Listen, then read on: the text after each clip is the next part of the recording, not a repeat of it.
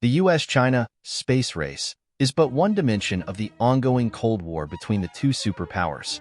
The national space programs of both countries are comprehensive in scope, running across the entire scientific spectrum. Both America and China are focused on scoring space spectaculars to influence the world as to which superpower will inherit the future. Each rival is seeking to be the first to land a human on Mars. Far more significant than scoring space spectaculars, however, is the question of which nation will achieve military dominance in the domain of near-Earth space. Chinese international media deceitfully stresses the peaceful, cooperative, and scientific nature of its national space program. However, the ambitious nature of China's space program indicates that Beijing's primary objective is to dominate near-Earth space. The leaders of the Chinese Communist Parties, CCP, are acutely aware of the advantages that U.S. space-based systems give American troops in combat operations. U.S. collection and data transmission satellites have proven invaluable to deployed American units in Iraq, Afghanistan, and to special operations forces targeting terrorists throughout the world. China's People Liberation Army, PLA, has acknowledged the great value that U.S. space-based intelligence collection has been to Ukrainian forces fighting Russia's invading troops. In this vein, one strategic goal of the PLA is to deploy the Beidou network of satellites in space that equivalent to the U.S. eyes and ears in the sky. The PLA commander of China's Western Military Theater will be able to employ the Beidou satellites to monitor deployments of India's military forces along the lengthy, tense Sino-Indian border. The Chinese claim large sections of this border as their sovereign territory, which China threatens to invade like the PLA did in 1962 and 2020-21. The Central Military Commission of the CCP also uses its space-based systems to maintain strict control of China's military assets. Party and PLA leaders in China's Eastern Military Theater could use space assets to order regional Chinese commanders to adopt more aggressive rules of engagement than normal against the sovereign rights of several neighboring states, especially in the waters and islands of the South and East China Seas. The CCP seemingly intends to employ its space-based assets to win a war with US in the Western Pacific, where clashes between the two superpowers are most likely to occur.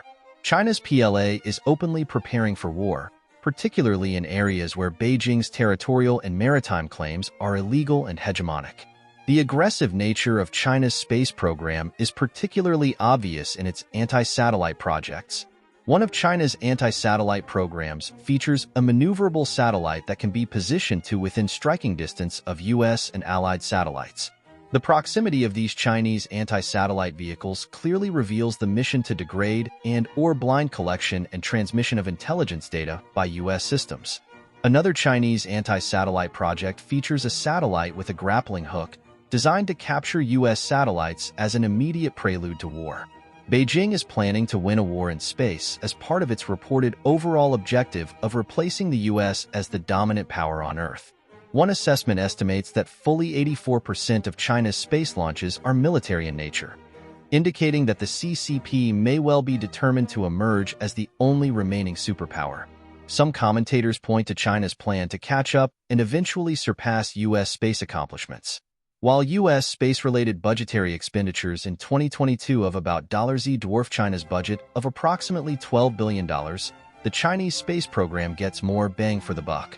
All Chinese space-oriented corporations are totally controlled by the CCP. Space infrastructure is another measuring stick to determine the serious commitment by both superpowers to be able to fight a war using the near-Earth space dimension. The U.S. has 7 spaceports and China has 4. Yet both nations have detailed plans to expand existing infrastructure. The number of launches in 2021 is one more clear signal that China is a determined and gaining adversary. In 2021, the U.S. executed 51 launches from its spaceports, China 55. Beijing is now constructing a model of a lunar research station in cooperation with Russia and Venezuela. China is also planning to dispatch a team of astronauts to the moon by 2030. To accomplish this lunar mission, China's space agency must create larger rockets with greater thrust capacity. Accordingly, work continues on China's creation of the Long March 9 rocket. Not coincidentally, China aims to reach parity in space with the U.S. by 2030. Even the Pentagon muses that China could surpass U.S. capabilities in space by 2045. Throughout the next few decades, China will doubtless maximize its efforts to achieve primacy in near-Earth space.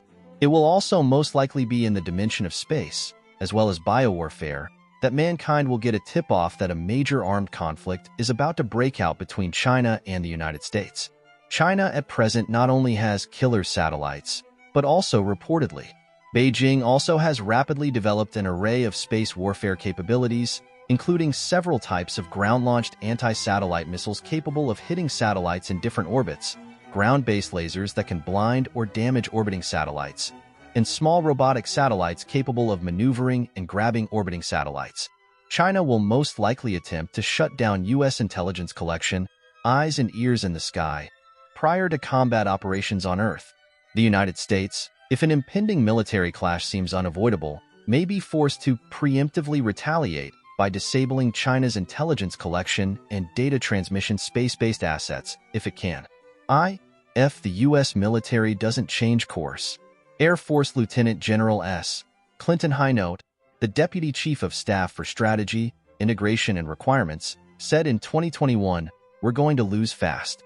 In that case, an American president would likely be presented with almost a fait accompli, a term often used in U.S. military strategy contexts to describe a scenario in which an adversary of the U.S. is able to defeat a U.S. strategy before it can even be launched.